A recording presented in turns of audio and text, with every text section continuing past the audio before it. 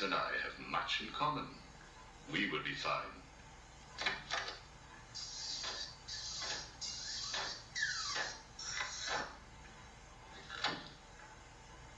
Welcome to my facility.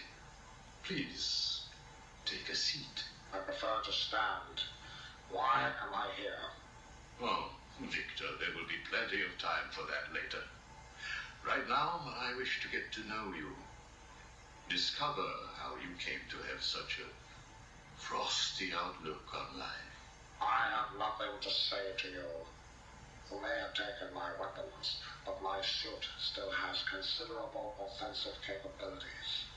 I will freeze the marrow in your legs. Each bone will shatter and fracture while you remain completely aware of your impending paralysis, begging me to end you.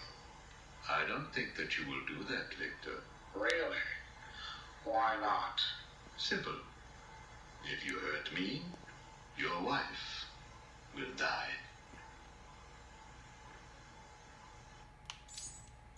Where is she? Where is my wife? Nora is in safe hands. Now, let's discuss an incident from your childhood. No. Then this is over. Guard. Wait. What do you wish to learn? Your early years were troubled. I was not a sociable child, but that is all. Even your parents disowned you. They sent you away to a reform school, correct? They did not understand my work. Your work? According to a police report, you froze over a dozen of your neighbor's pets. I have always had an interest in cryonic preservation. I didn't understand why my parents allowed our sick pets to die instead of attempting to save them. So I set about finding my own way.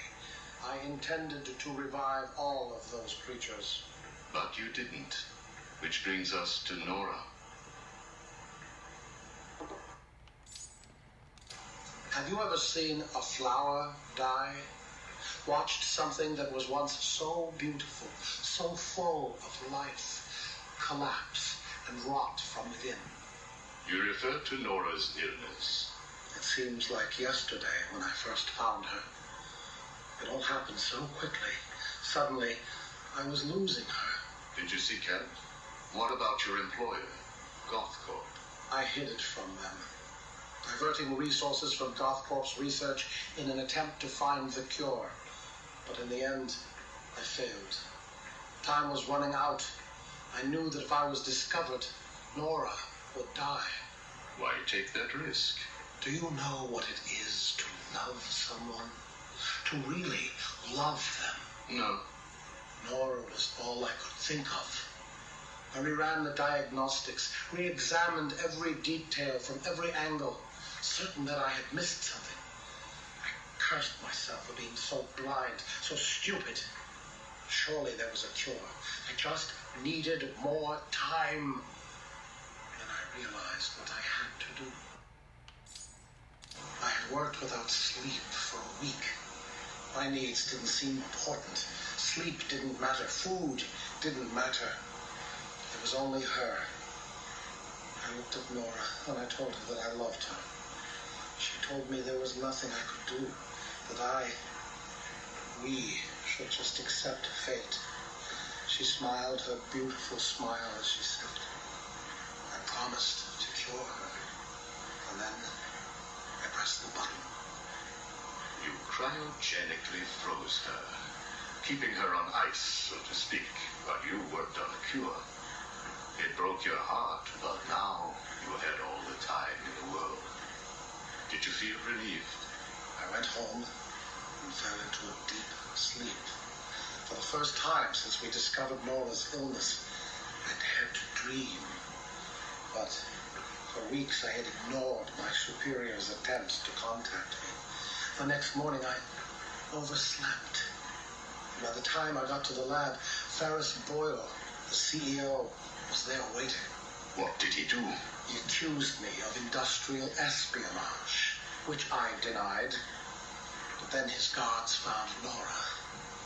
Boyle told me that, like all of my research, she belonged to him. I was enraged. I attacked him. His guards beat me back, and in the struggle, I was drenched by the cryogenic chemical I had created. I lay on the floor, helpless, watching the guards steal Nora away. Boyle told me it was a tragedy for such a promising mind to perish in a lab accident. Then he left me to die. But you survived. The chemicals were absorbed into my body and transformed my metabolism. My body went numb. I felt a strange tingling, then searing pain all over. Each breath ignited my lungs. I clawed my way back to a refrigeration unit, and as I closed the door behind me, I felt the icy chill calm my aching body. Things suddenly seemed clear. What seemed clear? Finding a cure for Nora?